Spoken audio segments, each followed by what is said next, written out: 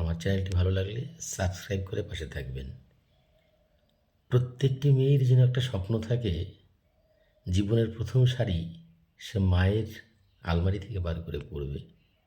কখনো দেখেছেন কোনো ছেলেকে বাবার শার্ট পরতে? দেখেননি, দেখবেন না।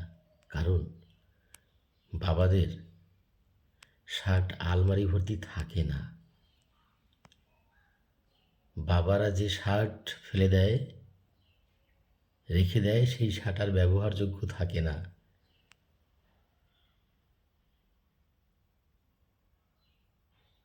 কোনোদিন আমরা মন থেকে ভেবে দেখি না যে একটা বাবার অবদান কতটা থাকে। যত অভাব থাকুক, যত অভিযোগ থাকুক, যাই থাকুক না কেন, মায়ের আলমারি যেমন শাড়ি ছাড়া থাকে না, তেমন আলমারিতে বাবার একটা শার্ট থাকে না। এরাই প্রকৃত বাবা।